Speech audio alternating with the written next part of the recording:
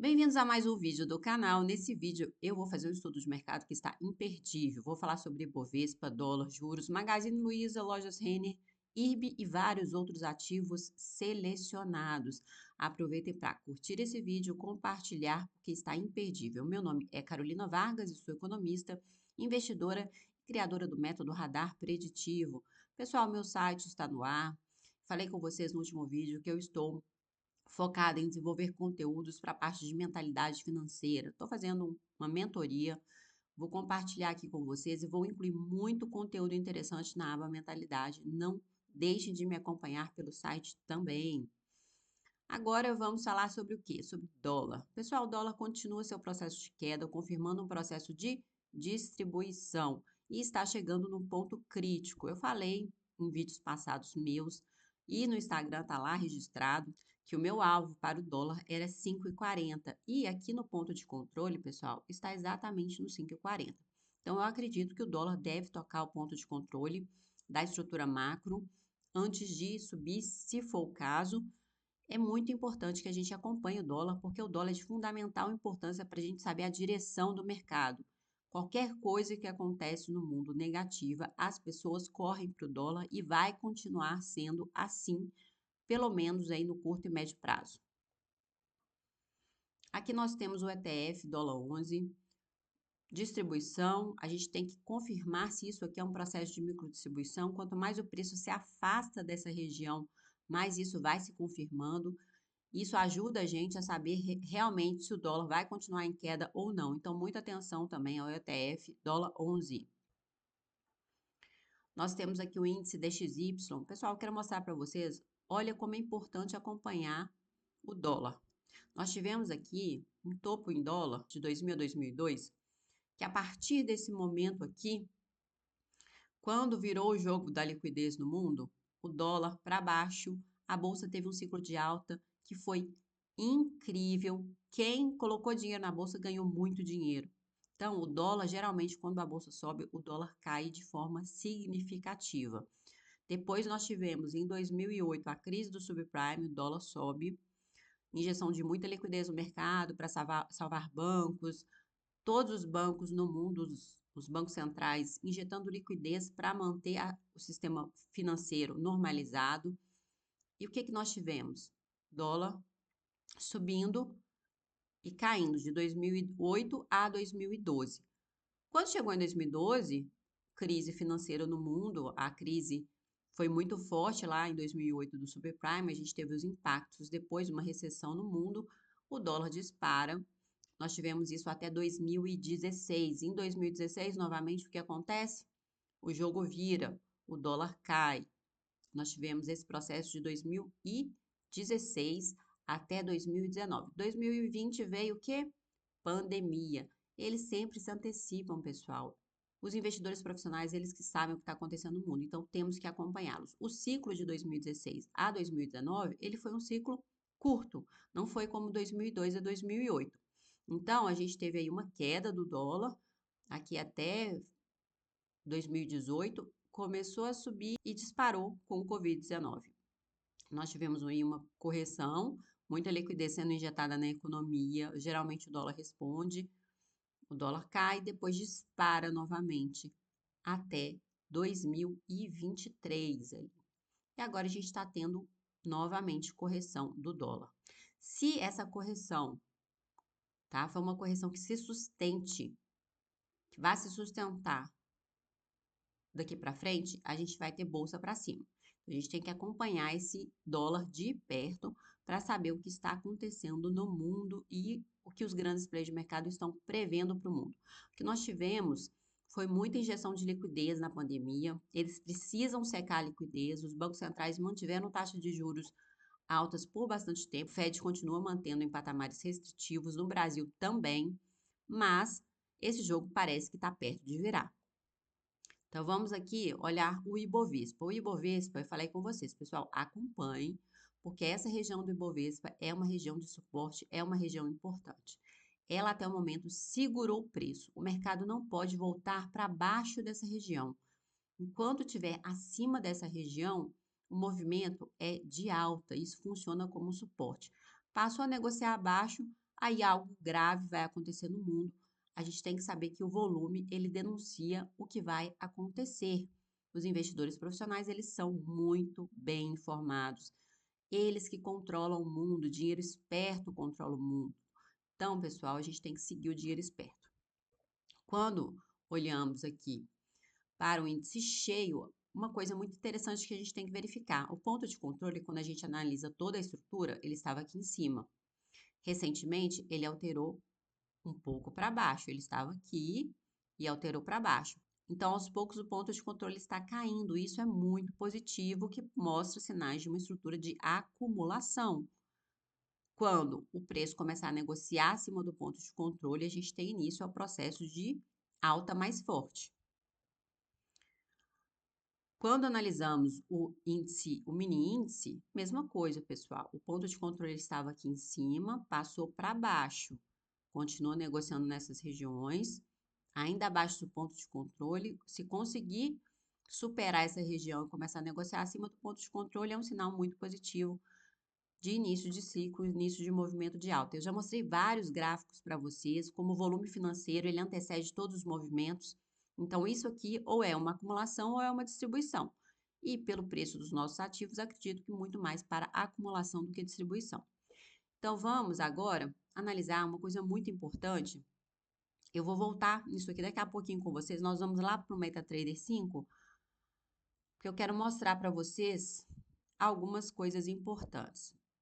Quando a gente analisa o mini índice e a gente pega toda a estrutura, o ponto de controle está aqui em cima, ok? Quando a gente analisa a estrutura sem essa região aqui, só depois que começou a queda, o ponto de controle já alterou aqui para essa região de baixo. Então, é o que eu mostrei para vocês. Isso é muito positivo. Quanto mais o ponto de controle for para baixo, melhor. Isso vai sinalizando para a gente que o processo de acumulação está chegando ao fim. BOVA11 continua com estrutura de acumulação, entrega de movimento ascendente, ainda não deu sinais para a gente de reversão, tá? Então, BOVA11 é muito importante a gente acompanhar também. Mostrei para vocês o dólar. Agora eu quero mostrar para vocês os contratos de juros futuros. Todos os contratos de juros futuros, eles estão com alteração de ponto de controle de baixo para cima.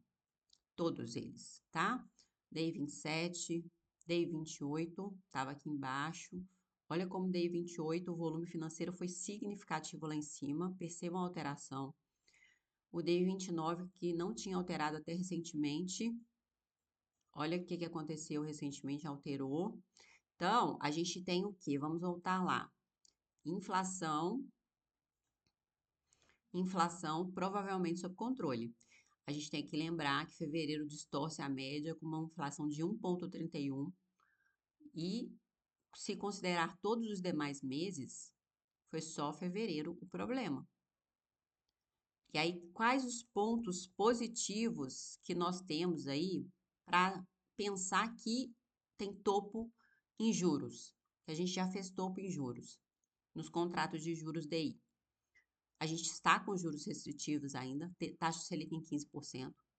Isso aí reduz crédito na economia. A gente tem normalização de custos de fretes, queda do dólar, queda do petróleo e o tarifaço aumentando a oferta de produtos no mercado interno. Então, tem várias coisas que nos fazem acreditar que a gente chegou realmente no topo dos juros, ok?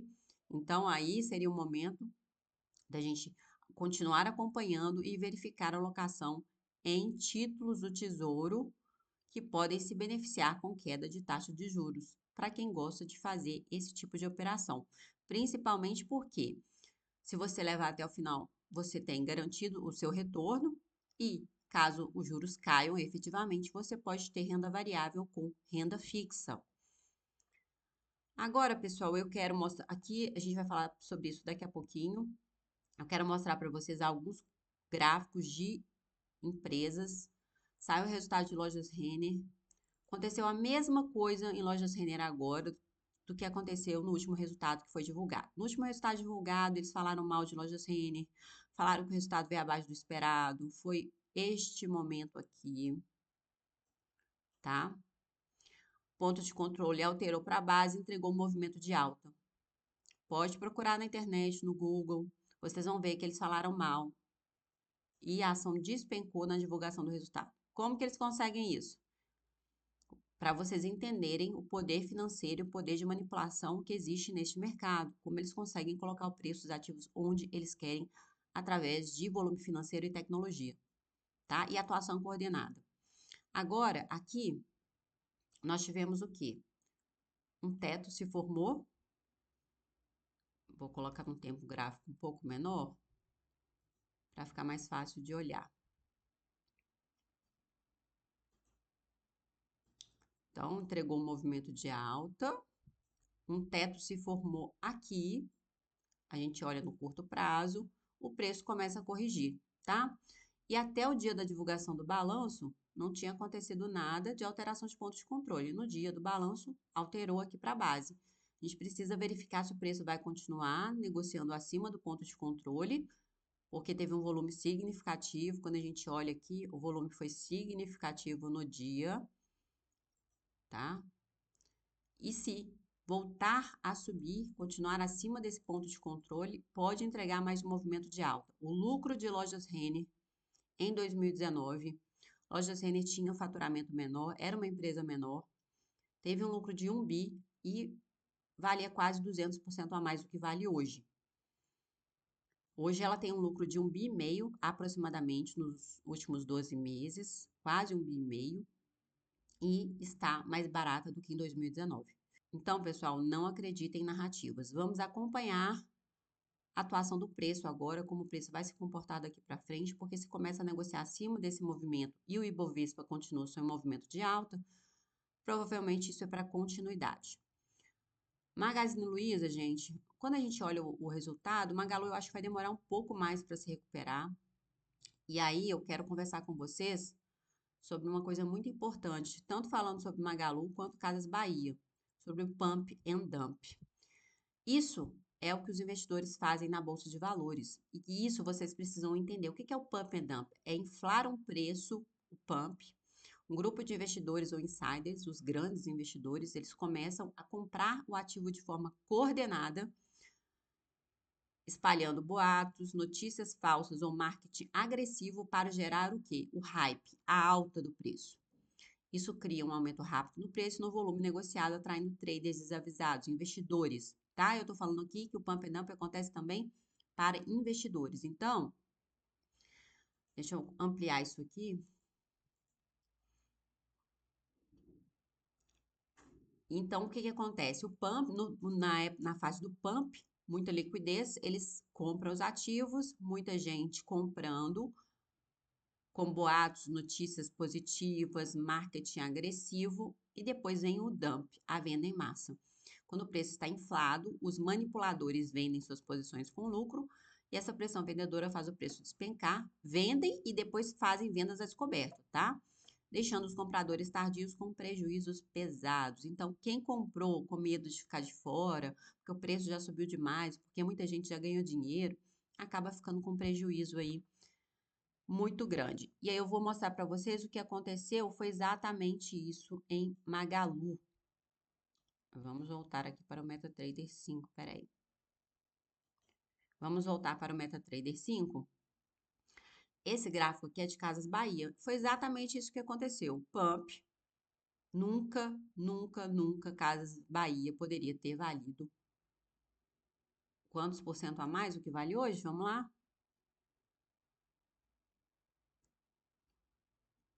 Deixa eu colocar aqui. Gente, isso é ridículo. 7.000%, tá? 7.000% do que vale hoje. Então, com essa prática do pump and dump, eles compram, aproveitam que está todo mundo comprando, soltam notícias, preço-alvo, a ação é ótima, o preço está muito bom, a ação vai continuar entregando lucro. Aí, no momento que vira o ciclo monetário, eles já venderam e deixam o pessoal com a bomba na mão. E aí, depois, a queda é vertiginosa. Então, esse tipo de ativo, ativo cíclico, que é muito atrelado ao ciclo monetário, muito cuidado. E é a mesma coisa que aconteceu também com a Magalu, tá? Magalu aconteceu a mesma coisa. Magalu realmente se recuperou, é uma empresa melhor do que a Casas Bahia, mais estruturada, mas aí tem uma queda de 97% acumulada. E o que eu vejo em Magalu no momento? Eu acho que Magalu está chegando próximo ao fundo. O problema, pessoal, é que com esses juros desse jeito, as margens são muito apertadas, acaba que todo o lucro da Magazine Luiza vai para despesas e principalmente despesas financeiras. E precisa diminuir a despesa financeira, despesa com juros, para que Magazine Luiza volte a dar retorno. Porque quando você vê o EBITDA, ela está dando um bom retorno, mas ela tem muita despesa financeira com juros e os juros estão altos, essa empresa não consegue entregar um bom lucro. Então, empresas com margens apertadas, como Magazine Luiza, de um setor muito concorrido, tem que tomar cuidado. Magalu voltou para essa região aqui, vamos ficar de olho nessa região. Eu acho que não vai começar a subir por enquanto, tá? Pelo resultado que eu vi de Magazine Luiza, eu acho que ela vai demorar um pouquinho a entregar um retorno, mas chegou numa região aí de interesse dos investidores profissionais e a gente tem que ficar de olho, porque eu não acho que Magazine Luiza vai cair muito além disso. Mas é aquilo, pessoal. Casas Bahia caiu 99, sei lá quantos por cento. Não acho que é o mesmo que vai acontecer com Magalu, como eu disse para vocês, mas tem que tomar cuidado, tem que ter uma certa cautela. O Luiz Alves Paz de Barros, no Alasca, ele comprou mais ou menos por aqui, tá? Se não me engano, por aqui ou por aqui. Então, ele está com prejuízo, se ele ainda está em Magazine Luiza, mas eu acredito que o Magazine Luiza ainda vai entregar um retorno. E é o tal do pump and dump, eles estão esperando aí, eles estão ganhando com vendas a descoberto, ainda esperando o ciclo de juros virar para poder começar o movimento de alta. E depois eles começam a falar bem, todo mundo esquece e o pessoal vai comprar muito mais caro, provavelmente lá na frente. Então, fiquem de olho em Magalu, acompanhe através do indicador volume profile. Vocês precisam ter esse indicador. IB, pessoal, falei com você sobre IB. IB alterou pontos de controle para essa região. A empresa está entregando aí um movimento de alta a partir daqui. Vai divulgar seu resultado essa semana agora, então vamos ficar de olho. Eu acredito que IB vai entregar um retorno positivo, um lucro bem maior do que no primeiro trimestre. Então, eu acho que tem possibilidade com esse volume financeiro que eles colocaram aqui. Vamos lá, a gente tem que pegar dados granulares. Este volume financeiro aqui, isso é dinheiro de investidor profissional, tá? Eles aproveitam aí o momento que gera liquidez aqui também. Então, nós temos esses dois volumes discrepantes aqui da média, mostrando para a gente a atuação do investidor profissional. Isso indica para a gente que eles estão acreditando em alta ou baixa, mas pela estrutura, pelo movimento do preço até agora, acredito que é para alta. A empresa está valendo abaixo do seu valor patrimonial, é uma empresa do setor de seguridade, se beneficia com taxas de juros altas. Então, acredito que IB é para cima. Então, pessoal, é isso.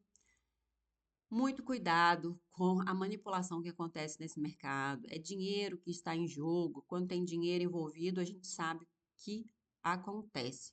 Então, procure entender a metodologia que rastreia o dinheiro, como rastrear o dinheiro para evitar cair em cilada. Porque a gente acaba caindo. Por exemplo, eu vou dar um exemplo para vocês. Eu acreditava que o Banco do Brasil fosse subir. Eu estava comprado em Banco do Brasil, mas eu compro onde? Onde tem o dinheiro esperto. Então, vamos lá. Eu comprei junto ao dinheiro esperto, ok? Vou mostrar para vocês, vou abrir o gráfico. Eles têm os melhores analistas, eles têm tecnologia, eles têm dinheiro, eles têm poder financeiro, tudo a favor deles. Eles conseguem manipular o mercado, eles têm a mídia. Então, a gente fica numa situação desfavorável se a gente não acompanha o dinheiro esperto. Então, a hora de comprar Banco do Brasil era aqui embaixo, ok? A atuação do investidor profissional aqui, comprou, o Banco do Brasil entregou um forte movimento de alta. Eu acreditava que isso aqui, pelo valor de mercado do banco, enfim, eu acreditava que isso aqui era uma reacumulação para a continuidade do movimento ascendente em Banco do Brasil. Mas eu estou comprada junto ao dinheiro esperto, então eu estou tranquila. O que acontece nesse momento? Acontece um processo que é uma distribuição. O preço perde o suporte com alto volume financeiro, vamos incluir o indicador volume financeiro aqui. Alto volume financeiro dando início a uma tendência de queda. Perdeu, eu tô fora. Eu vou esperar para ver, porque a gente sabe que o PT tem uma capacidade aí maravilhosa de acabar com empresas, gerar prejuízos. Então, se tiver uma correção um pouco mais forte, eu posso recomprar. Neste momento, eu optei por escolher outros ativos que têm uma estrutura gráfica melhor do que Banco do Brasil. Eu não sei como vai vir o lucro do Banco do Brasil, são projeções que estão fazendo muito pessimistas. E, gente, em se tratando de governo do PT, eu já trabalhei no Banco do Brasil, tá? Então, em se tratando de governo do PT, eu prefiro ficar de fora. Eu prefiro alocar meu dinheiro em outros ativos, como, por exemplo, vamos lá, Brava Energia. Brava Energia, eu já comentei, eu já fiz análises com vocês de Brava Energia. Brava Energia, se o petróleo não corrigir forte, ela tem potencial de retorno significativo. É uma empresa que tem potencial para ser uma PRIO, na minha visão. Então, nós temos aqui uma estrutura gráfica que já mostra para a gente a acumulação, o preço já está negociando acima do ponto de controle. Ela divulgou um lucro de 1 bilhão, com o preço do petróleo próximo a 65 dólares. Tudo indica que o preço não deve cair muito além disso. Se cair, é um problema de curto prazo, mas petróleo, pessoal, no momento eu não acredito. Pela necessidade de petróleo no mundo, de energia, por conta do momento que nós estamos vivendo, com a inteligência artificial, demandando energia como nunca, eu não acredito que o petróleo vá continuar caindo. E a gente precisa entender também que quando o dólar cai, o petróleo tende a subir porque fica mais barato para países emergentes, como a Índia, por exemplo, que está crescendo muito, como a África, que está crescendo. A gente tem países que estão crescendo de forma significativa e que devem continuar sustentando demanda por petróleo e minério. E aí ficam as narrativas falando que China, China isso, China aquilo. Pessoal, tem outros países aí crescendo, reindustrialização da Europa, dos Estados Unidos, é muita coisa para acontecer. Então, eu acredito que ativos do setor de óleo e gás não tem erro. A Prio está barata, imagina a Brava Energia, que divulgou seus dados de produção de julho com 91 mil barris de petróleo dia. Então, eu vejo Brava Energia com muito bons olhos, estou alocada, então eu preferi tirar, fazer uma troca de alguns ativos e estou alocando o meu dinheiro em outros ativos, principalmente ativos de setores estratégicos. Temos que continuar acompanhando, o dinheiro esperto é que manda, mas o bom é saber que esse dinheiro esperto deixa rastro e a gente consegue identificar a atuação deles através dos indicadores de volume, identificando onde está o dinheiro com volume financeiro e volume profile. É isso, pessoal. Eu fico por aqui. Espero que vocês tenham gostado do vídeo. Foi um vídeo mais longo, mas trouxe muita informação importante. Curtam, compartilhem, se inscrevam no canal, ative o sininho para receber as notificações. E lembrando, pessoal, não se trata de recomendação de compra, nem de venda, nem de manutenção de ativos. A página tem fins educacionais. Até o próximo vídeo.